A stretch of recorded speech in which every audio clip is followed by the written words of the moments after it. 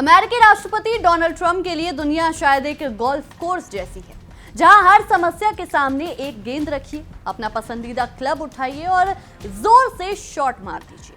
फर्क सिर्फ इतना है कि गोल्फ में गेंद गलत दिशा में चली जाए तो ज्यादा से ज्यादा खेल खराब होता है, लेकिन अगर यही अंदाज विदेश नीति में अपनाया जाए तो गेंद नहीं पूरा क्षेत्र आग की चपेट में आ सकता है। और इस वक्त सवाल यही है कि ईरान के साथ ट्रंप जो खेल खेल रहा है, क्या वो कूटनीति है या फिर उस कूटनीति के पीछे एक और बड़ा सैन्य खेल चल रहा है। क्योंकि एक तरफ ट्रंप दुनिया के सामने बातचीत, डील, शांति और समझौते की बातें करते हैं, दूसरी तरफ अमेरिकी सैन्य प्रतिष्ठान से जुड़ी रिपोर्टों में ईरान पर दबाव बढ़ाने के लिए असामान्य विकल्पों की तलाश की खबरें सामने आ रही हैं।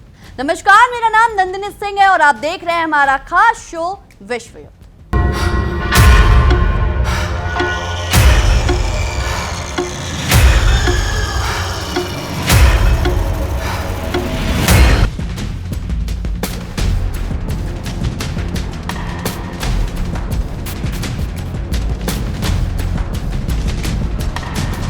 दोस्तों, कैमरे के सामने ट्रंप का संदेश है, बातचीत करो, और पर्दे के पीछे सवाल उठ रहा है, अगर बातचीत नहीं हुई तो अगला ऑप्शन क्या होगा?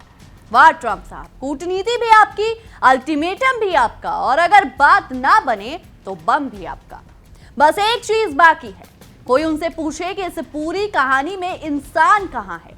क्योंकि ईरान कोई रियलिटी शो नहीं है जहां ट्रंप कैमरे के सामने कहेंगे मैं सबसे बड़ा डील मेकर हूं और अगली सुबह उठकर पूरे देश उनकी शर्तों पर दस्तखत कर देगा। ईरान ऐसा नहीं है और शायद यही बात ट्रंप को सबसे ज्यादा परेशान कर रही है। लेकिन इस पूरी कहानी की शुरुआत एक और बेहद गंभीर खबर से करते हैं।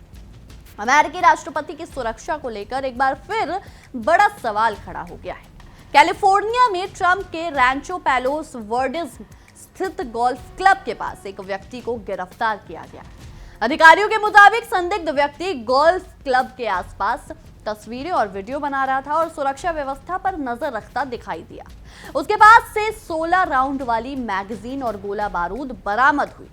उसका कार से एक लोडेड पिस्तौल भी मिली है। इसके बाद उसके घर की तलाशी में कई हथियार, मैगजीन, गोला बारूद, बॉडी आर्मर और कुछ चिंताजनक सामग्री मिलने की बात अधिकारियों ने कही है। लेकिन यहाँ एक जरूरी बात है, अमेरिकी अधिकारियों ने अभी तक ये पुष्टि नहीं की है कि वो व्यक्ति ट्रंप की हत्या की साजिश रच रहा था। यानी खबर गंभीर है, हथियार गंभीर है, सुरक्षा की चिंता गंभीर है, लेकिन निष्कर्ष निकालने में जल्दबाजी नहीं करनी चाहिए। हालांकि ट्रंप की सुरक्षा को लेकर चिंता नई नहीं है। 2024 में पेंसिल्वेनिया की रैली में ट्रंप पर गोली चली थी। एक गोली उनके कान को छू कर निकल गई थी। एक समर्थक की मौत हुई थी और 2 लोग घायल हुए थे। इसके बाद फ्लोरिडा के गोल्फ क्लब के पास भी एक संदिग्ध हथियारबंद व्यक्ति पकड़ा गया था। यानी जिस नेता को दुनिया के सबसे शक्तिशाली देशों में से एक का राष्ट्रपति कहा जाता है, उसकी अपनी सुरक्षा व्यवस्था भी लगातार परीक्षा दे रही है। और ऐसे समय में ट्रंप दुनिया को सुरक्षा का पाठ पढ़ाने निकले हैं। विडंबना देखिए, घर के बाहर खतरा और विदेश नीति युद्ध में भी खतरा। अब वापस आते हैं ईरान पर, क्योंकि असली कहानी यहीं शुरू होती है। ट्रंप पिछले कई दिनों से ईरान को लगातार बातचीत और समझौते की भाषा बोल रहे हैं। ऐसा लगता है जैसे वॉशिंगटन में अचानक शांति का मौसम आ गया है। लेकिन इसी बीच रिपोर्टें सामने आई कि अमेरिकी सेंट्रल कमांड यानी सेंटकॉम से जुड़े अधिकारियों ने ईरान पर दबाव डालने के लिए नए और क्रिएटिव और अनकन्वेंशनल विकल्पों के सुझाव मांगे हैं। यानी दुनिया को डील चाहिए, लेकिन सैन्य प्रतिष्ठान से पूछा जा रहा है, भाइयों कोई नया आइडिया है? क्योंकि पुराने बम शायद अब पर्याप्त रचनात्मक नहीं रहे। अब ये रिपोर्ट अपने आप में इस बात का प्रमाण है कि अमेरिका तुरंत कोई नया जमीनी हमला करने जा रहा है, लेकिन ये जरूर बताती है कि अमेरिकी रणनीतिक हलकों में ईरान पर दबाव बढ़ाने के विकल्पों पर चर्चा जारी है। और यही सवाल खड़ा करता है, अगर बातचीत इतनी शानदार चल रही है तो फिर नए सैन्य विकल्पों की तलाश ही क्यों? अगर डील इतनी पक्की है तो फिर वॉशिंगटन को नई रणनीति की जरूरत क्यों हो रही है? और अगर ट्रंप इतने बड़े डील मेकर ही हैं, तो फिर दुनिया के सबसे ताकतवर सैन्य तंत्र को नए आइडिया मांगने की जरूरत क्यों पड़ रही है? यही तो असली सवाल है। ट्रंप की विदेश नीति का सबसे बड़ा हथियार क्या है? बम, मिसाइल, प्रतिबंध? नहीं, उनका सबसे बड़ा हथियार है अनिश्चितता। आज कहते हैं हमला करेंगे, कल कहते हैं बातचीत होगी, परसों कहते हैं ईरान के पास भाई आखिरी मौका है, और फिर कहते हैं देखते हैं, और फिर दुनिया सोचती रह जाती है कि आखिर राष्ट्रपति ट्रंप चाहते क्या है। शायद ट्रंप को लगता है कि अगर सामने वाला व्यक्ति हर वक्त डर में रहे तो वो जल्दी डील करेगा, लेकिन समस्या ये है कि हर देश डर कर झुक जाए, ये ट्रंप की कल्पना हो सकती है, हकीकत नहीं। ईरान दशकों से अमेरिकी प्रतिबंधों का सामना कर रहा है, वो अमेरिकी दबाव से अनजान नहीं है। उसे प्रतिबंध देखे हैं, सैन्य धमकियां देखी हैं, क्षेत्रीय तनाव देखा है और अमेरिकी नीतियों के कई दौर देखे हैं। इसलिए सिर्फ ये कहना कि हमारे पास दुनिया की सबसे शक्तिशाली सेना है, ईरान को राजनीतिक रूप से खत्म करने का फॉर्मूला नहीं है। क्योंकि सेना किसी देश पर हमला कर सकती है, लेकिन किसी देश की राजनीतिक इच्छा को बम से हमेशा के लिए खत्म नहीं कर सकती। अब अमेरिकी रणनीति के संभावित अगले चरण पर बात करते हैं। कुछ रिपोर्टों और विश्लेषणों में यह आशंका जताई गई है कि अमेरिका ईरान पर दबाव बढ़ाने के लिए केवल हवाई हमलों तक सीमित न रहकर क्षेत्रीय सहयोगियों या कुर्द समूहों के जरिए जमीनी दबाव पैदा करने जैसे ऑप्शंस पर विचार कर सकता है। लेकिन यहाँ फिर एक जरूरी सावधानी है, इस तरह की किसी व्यापक अमेरिकी ग्राउंड ऑपरेशन योजना की स्वतंत्र और आधिकारिक पुष्टि अभी नहीं हुई है, इसलिए तय सैन्य योजना की तरह पेश करना इसे गलत होगा। लेकिन अगर कभी ऐसा विकल्प वास्तव में सामने आता है तो ट्रंप प्रशासन के सामने सबसे बड़ा सवाल होगा, क्या वो ईरान के खिलाफ एक और ऐसा युद्ध शुरू करना चाहता है जिसका अंत उसके नियंत्रण में नहीं रहेगा? क्योंकि ईरान कोई छोटा सैन्य थिएटर नहीं है, उसकी सीमा कई देशों से जुड़ी है, उसका क्षेत्रीय प्रभाव व्यापक है और उसके पास मिसाइल, ड्रोन और क्षेत्रीय साझेदारों का नेटवर्क है। यानी अगर वॉशिंगटन सोचता है कि हम हमला करेंगे और मामला खत्म, तो शायद ये इतिहास में हंसकर पूछा जाएगा कि कौन सा मामला? क्योंकि मिडिल ईस्ट में युद्ध शुरू करना आसान है, उसे खत्म करना बेहद मुश्किल है। अब जरा कुर्द मोर्चे को समझिए। इराक के कुर्द क्षेत्र ईरान की सीमा के करीब है। ये क्षेत्र भौगोलिक रूप से बेहद संवेदनशील है। अगर किसी बाहरी शक्ति ने यहाँ से ईरान पर जमीनी दबाव बढ़ाने की कोशिश की तो इसका मतलब सिर्फ ईरान अमेरिका टकराव नहीं रहेगा, इसका असर इराक पर पड़ेगा, कुर्द राजनीति पर पड़ेगा, तुर्की की सुरक्षा चिंताओं पर पड़ेगा, सीरिया पर पड़ेगा और पूरे क्षेत्र में नए मोर्चे खुल सकते हैं। यानी ट्रंप की मैथमेटिक्स ये कहती है एक और दबाव बनाओ, लेकिन मिडिल ईस्ट का भूगोल कहता है एक दबाव बनाओगे तो 5 और संकट पैदा हो सकते हैं। यही फर्क है पावर पॉइंट स्ट्रैटेजी और वास्तविक युद्ध के बीच। पावर पॉइंट में तीर सीधे आगे जाता है, जमीन पर गोलियां, सीमाएं, जातीय राजनीति, स्थानीय मिलिशिया और बदले की कार्रवाई अब सब अपना रास्ता चुनते हैं। और ईरान भी चुप बैठा हुआ नहीं है। ईरान पहले से ही कुर्द समूहों और सीमा क्षेत्रों को लेकर सुरक्षा अभियान चलाता रहा है। ईरानी अधिकारियों की ओर से समय समय पर यह दावा किया गया है कि उन्होंने सीमा पर पार मौजूद सशस्त्र कुर्द ठिकानों के खिलाफ कार्रवाई की है। तेहरान का संदेश साफ है, अगर कोई ईरान की सीमा के आसपास से सैन्य दबाव बनाने की कोशिश करेगा तो ईरान उसे अपनी सुरक्षा के खिलाफ सीधा खतरा मानेगा। यानी ट्रंप अगर सोच रहे हैं कि कुर्द मोर्चा खोलो और ईरान घुटनों पर आ जाएगा, तो ईरान पहले से ही संभावना को ध्यान में रखकर जवाबी तैयारी कर सकता है। और यही कारण है कि किसी भी संभावित जमीनी ऑपरेशन को बेहद जोखिम भरा माना जा रहा है। अब यहां ट्रंप की सबसे बड़ी समस्या आती है। वो चाहते हैं कि ईरान समझौता करे, लेकिन सवाल है किस कीमत पर? ईरान को अपना परमाणु कार्यक्रम सीमित करना होगा, मिसाइल कार्यक्रम पर रोक लगानी होगी, क्षेत्रीय गतिविधियों को सीमित करना होगा, या अमेरिका चाहता है कि तेहरान पूरी तरह अपनी रणनीतिक नीति बदल दे? अगर मांगे बहुत बड़ी होंगी तो ईरान के लिए समझौता राजनीतिक आत्मसमर्पण जैसा दिख सकता है। और कोई भी सरकार आसानी से ऐसा समझौता नहीं करेगी, खासकर तब जब सामने वाला लगातार धमकियां दे रहा हो। यही ट्रंप की कूटनीति की सबसे बड़ी विडंबना है। वो कहते हैं डील करो, लेकिन वातावरण ऐसा बनाते हैं जैसे सामने वाला डील नहीं करेगा तो उसके ऊपर हमला होगा। भाई साहब, ये डील है या फिर पहले से लिखी हुई शर्तों पर हस्ताक्षर? ट्रंप को शायद लगता है कि अमेरिका की सैन्य ताकत दिखाकर हर विरोधी डर जाएगा, लेकिन दुनिया अब 1990 के दशक वाली दुनिया नहीं है। आज युद्ध सिर्फ 2 देशों के बीच नहीं रहते। एक मिसाइल कहीं गिरती है तो तेल की कीमत कहीं और बढ़ती है, एक ड्रोन हमला होता है तो शिपिंग रूट बदलते हैं, हॉर्मुज़ स्ट्रेट में तनाव बढ़ता है तो पूरी दुनिया के ऊर्जा बाजार में हलचल होती है। यानी ईरान पर हमला सिर्फ ईरान की समस्या नहीं होगी, उसका असर भारत से लेकर यूरोप तक पड़ सकता है, एशिया से लेकर अमेरिका तक पड़ सकता है। और यही कारण है कि ट्रंप की पहले हमला बाद में देखेंगे वाली सोच पर पूरी दुनिया के लिए जोखिम पैदा करती है। और अब आते हैं उस सबसे बड़े भ्रम पर, अमेरिका कुछ दिनों में ईरान को झुका देगा। इतिहास ऐसी भविष्यवाणियों में काफी बार मुस्कुरा चुका है। अफगानिस्तान को याद कीजिए, इराक को याद कर लीजिए। सिर्फ सैन्य शक्ति से किसी देश को बदल देना यह सुनने में जितना आसान है, असल में उतना ही कठिन। सरकार को कमजोर करना और देश को स्थिर करना दो अलग चीजें हैं। सेना को हराना और समाज को नियंत्रित करना अलग चीजें हैं। राजधानी पर हमला करना और राजनीतिक समस्या खत्म करना दो बिल्कुल अलग चीजें हैं। ट्रंप शायद पहले वाले हिस्से को आसान समझते हैं, लेकिन दूसरा हिस्सा, वहीं से तो असली मुसीबत शुरू होती है भैया।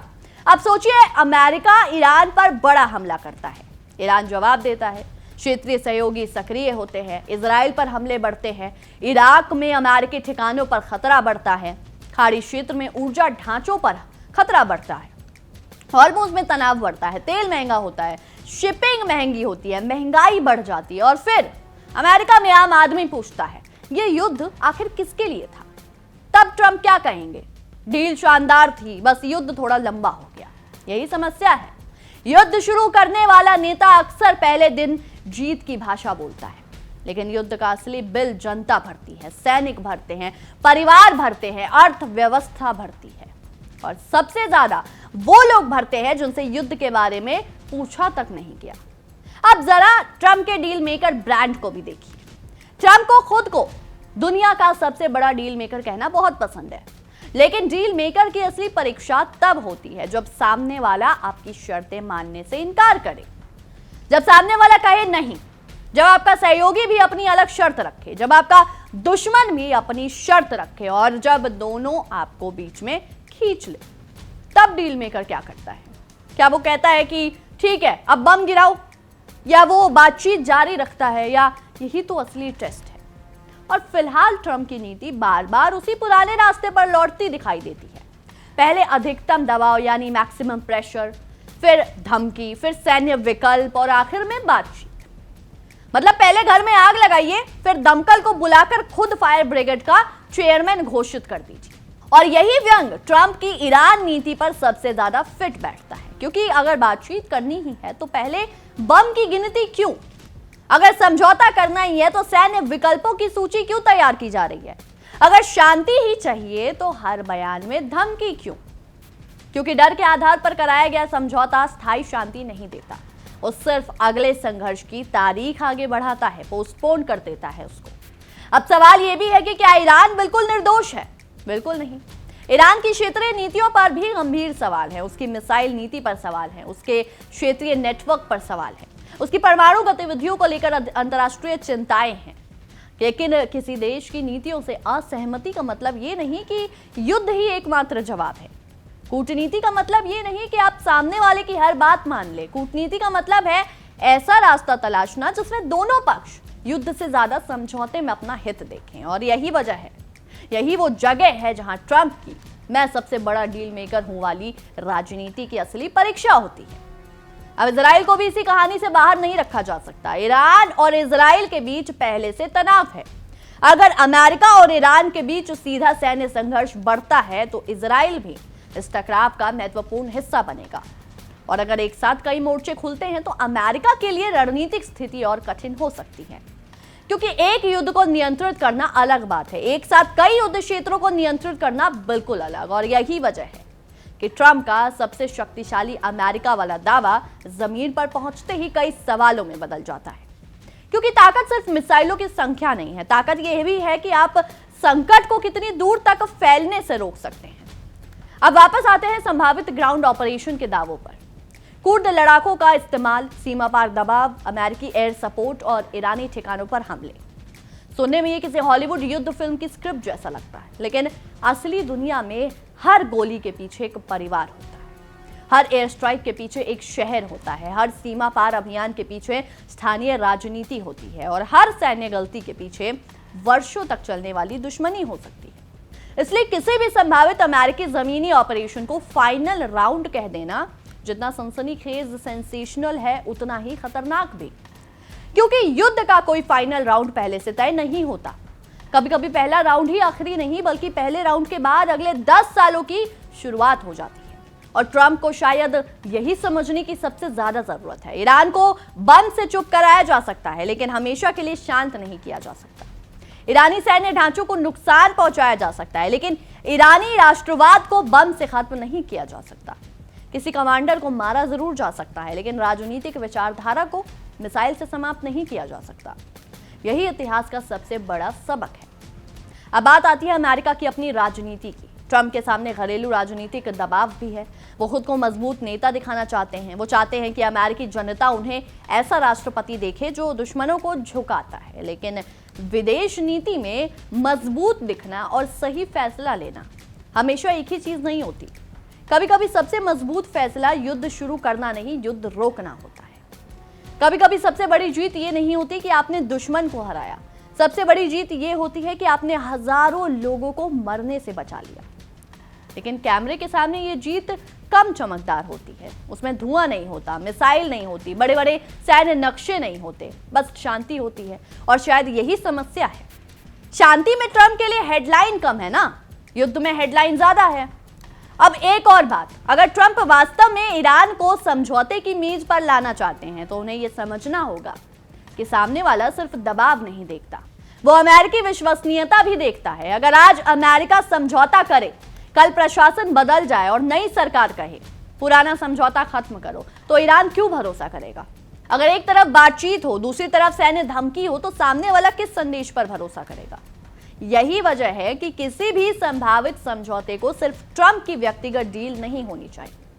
उसे संस्थागत गारंटी चाहिए, अंतर्राष्ट्रीय निगरानी चाहिए, स्पष्ट शर्तें चाहिए और सबसे जरूरी, दोनों पक्षों को यह विश्वास होना चाहिए कि समझौता उनके लिए युद्ध से बेहतर है।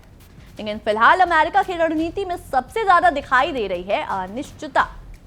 और अनिश्चितता युद्ध के समय बेहद खतरनाक होती है, क्योंकि अगर एक पक्ष आपकी अगली चाल नहीं समझता तो वो सबसे बुरी संभावना के लिए तैयार होता है और फिर दूसरा पक्ष भी सबसे बुरी संभावना के लिए तैयार हो जाता है। फिर हथियार बढ़ते हैं, फिर सैनिक बढ़ते हैं, गलती की संभावना बढ़ती है और एक छोटी घटना बड़े युद्ध में बदल सकती है। यही ईरान संकट का सबसे बड़ा खतरा है। यही कारण है कि ट्रंप की ईरान नीति को सिर्फ ट्रंप वर्सेस ईरान के रूप में देखना गलती होगी। यह असल में अमेरिका बनाम ईरान के साथ साथ इजराइल की सुरक्षा, खाड़ी देशों की स्थिरता, इराक की राजनीति, कुर्द क्षेत्र, तेल बाजार, हॉर्मुज स्ट्रेट और पूरी वैश्विक अर्थव्यवस्था का सवाल है। और इस तस्वीर में ट्रंप का हर फैसला कई देशों की किस्मत को प्रभावित कर सकता है। फिर भी ट्रंप की वही शैली है, बड़ा बयान, बड़ी धमकी, बड़ा दावा और फिर देखते हैं क्या होता है। शायद यही उनकी सबसे पसंदीदा लाइन है। अब सवाल है, क्या ट्रंप सच में ईरान पर आखिरी बड़ा हमला करने वाले हैं? इस वक्त इसका निश्चित जवाब किसी के पास नहीं। क्या अमेरिका जमीनी ऑपरेशन शुरू करने वाला है? इसकी आधिकारिक पुष्टि नहीं है। क्या कुर्द समूहों के जरिए कोई बड़ा अभियान तैयार है? इसकी भी स्वतंत्र पुष्टि नहीं है। लेकिन जो बात स्पष्ट है वो ये है कि ईरान पर दबाव बनाने के विकल्पों को लेकर अमेरिकी रणनीतिक हलकों में चर्चा जारी है। और जब दुनिया की सबसे शक्तिशाली सेना अपने विकल्पों पर दोबारा विचार कर रही हो तो इसे हल्के में नहीं लिया जा सकता। अब ट्रंप के सामने 3 रास्ते हैं। पहला, दबाव बढ़ाइए, सैन्य विकल्प तैयार रखिए और ईरान को मजबूर करने की कोशिश कीजिए। दूसरा, बातचीत कीजिए, सीधे संवाद का रास्ता खोलिए और एक ऐसी डील खोजिए जिसे ईरान भी अपने लिए स्वीकार्य माने। तीसरा, दोनों का मिश्रण, यानी सैन्य दबाव बनाए रखिए लेकिन बातचीत का दरवाजा खुला रखिए। ट्रंप शायद तीसरे रास्ते पर चलना चाहते हैं। लेकिन समस्या तब पैदा होती है जब सैन्य दबाव इतना बढ़ जाए कि बातचीत की गुंजाइश ही खत्म हो जाए। फिर डील मेकर डील से बाहर हो जाता है और जनरल कहानी के मुख्य किरदार बन जाते हैं। और यही वो मोड़ है जहां ट्रंप को तय करना होगा उन्हें इतिहास में किस रूप में याद किया जाएगा। उस राष्ट्रपति के रूप में जिसने एक और मध्य पूर्व युद्ध शुरू किया, या उस राष्ट्रपति के रूप में जिसने दशकों पुराने संघर्ष के बीच एक मुश्किल समझौता कराया। क्योंकि प्रेस कॉन्फ्रेंस में खुद को महान डील मेकर कहना आसान है, लेकिन इतिहास में डील मेकर बनकर दर्ज होना बहुत मुश्किल है। और इस बीच अमेरिकी राष्ट्रपति की अपनी सुरक्षा भी सवालों में है। कैलिफोर्निया की ताजा गिरफ्तारी में अधिकारियों ने कहा कि संदिग्ध के पास हथियार थे और वो गोल्फ क्लब के आसपास सुरक्षा व्यवस्था की तस्वीरें ले रहा था, लेकिन अभी तक कोई पुष्ट सार्वजनिक सबूत सामने नहीं आए हैं कि वो ट्रंप पर हमला करने की योजना बना रहा था। जांच जारी है, यानी ट्रंप खुद भी जानते होंगे कि खतरा कितना वास्तविक है। फिर सवाल है, अगर अपने ही देश में सुरक्षा खतरे से जूझ रहे हैं तो क्या दुनिया को और युद्धों की ओर ढकेलना वास्तव में समझदारी है? ट्रंप चाहते हैं कि अमेरिकी नागरिक सुरक्षित रहे, तो क्या उन्हें ऐसी विदेश नीति नहीं चाहिए जो नए दुश्मन पैदा करने के बजाय तनाव कम करे? क्योंकि सुरक्षा का मतलब सिर्फ अपने राष्ट्रपति को बुलेट प्रूफ गाड़ी में बैठाना नहीं है। सुरक्षा का मतलब यह भी है कि दुनिया में इतने नए दुश्मन पैदा ना कर दिए जाए कि हर अगला सफर एक सुरक्षा ऑपरेशन बन जाए। और यही सबसे बड़ा व्यंग है। ट्रंप दुनिया को बता रहे हैं कि अमेरिका ताकतवर है, लेकिन ताकतवर देश वो नहीं होता जिसे हर समस्या का जवाब युद्ध में दिखाई दे। ताकतवर देश वो होता है जो युद्ध की जरूरत को ही कम कर दे। ट्रंप कहते हैं हम अमेरिका को फिर महान बनाएंगे, अमेरिका फर्स्ट। लेकिन महानता का मतलब ये नहीं कि अमेरिका हर जगह अपनी सैन्य ताकत दिखाए। महानता का मतलब ये भी हो सकता है कि अमेरिका अपने प्रभाव का इस्तेमाल युद्ध रोकने के लिए करे, लेकिन उसके लिए ट्वीट से ज्यादा धैर्य चाहिए भैया। हर सुबह उठ के आप एक ट्वीट कर देंगे, उससे आप शक्तिशाली देश नहीं बनते। धमकी से ज्यादा बातचीत चाहिए और सबसे ज्यादा अहंकार से दूरी चाहिए। जो ये ट्रंप का ईगो है जो हर बात पे हर्ट हो जाता है, ये जब तक बंद नहीं होगा ना तब तक कुछ ठीक नहीं हो सकता। तो क्या ट्रंप ईरान को घुटनों पर ला पाएंगे? ये कहना अभी जल्दबाजी होगी, लेकिन इतना जरूर कहा जा सकता है कि ईरान को सिर्फ सैन्य दबाव से झुकाने की रणनीति बेहद जोखिम भरी है, क्योंकि ईरान के पास जवाब देने की क्षमता है, क्षेत्रीय नेटवर्क है, भौगोलिक गहराई है और सबसे बड़ी बात, वो अमेरिकी दबाव से नया नहीं है। इसलिए अगर ट्रंप सोचते हैं कि एक और बड़ा हमला होगा, ईरान घुटनों पर आ जाएगा और अगले दिन व्हाइट हाउस में एक शानदार डील साइन हो जाएगी, तो शायद उन्हें इतिहास की कुछ पुरानी फाइलें फिर से पढ़नी चाहिए। क्योंकि युद्ध की शुरुआत में नेता कहते हैं हमारे पास योजना है, युद्ध के बीच में कहते हैं स्थिति नियंत्रण में है, और युद्ध के बाद इतिहास पूछता है लेकिन योजना थी क्या? यही सवाल ट्रंप के सामने भी आएगा और शायद बहुत जल्द आएगा, क्योंकि अब दुनिया सिर्फ ये नहीं देख रही कि ट्रंप क्या बोल रहे हैं, दुनिया ये देख रही है कि अमेरिका क्या कर रहा है, कौन से सैनिक कहां भेज रहा है, कौन से सैन्य विकल्पों पर चर्चा कर रही है, कौन से सहयोगी सक्रिय हो रहे हैं, और सबसे महत्वपूर्ण, क्या बातचीत वास्तव में हो रही है या सिर्फ बातचीत की तस्वीर दिखाई जा रही है। क्योंकि अगर ट्रंप का मकसद सच में शांति है तो उन्हें एक बात साबित करनी होगी कि उनकी डील मिसाइलों की छाया में नहीं बल्कि भरोसे की जमीन पर तैयार हो रही है। अगर उन्हें सच में ईरान के परमाणु कार्यक्रम की चिंता है तो बातचीत का रास्ता खुला रखना होगा, और अगर उन्हें इजराइल की सुरक्षा की चिंता है तो पूरे क्षेत्र की स्थिरता की भी चिंता करनी होगी। अगर उन्हें अमेरिकी सैनिकों की सुरक्षा चाहिए तो उन्हें ऐसे युद्धों से बचना होगा जिनमें सैनिकों को अंतहीन मोर्चों पर भेजना पड़े, और अगर उन्हें अमेरिका को मजबूत बनाना है तो उन्हें यह भी समझना होगा कि कभी कभी पीछे हटना कमजोरी नहीं बल्कि रणनीतिक समझदारी होती है। लेकिन फिलहाल तस्वीर कुछ और कह रही है। एक तरफ ट्रंप की डील मेकिंग की भाषा, दूसरी तरफ सैन्य विकल्पों की तलाश।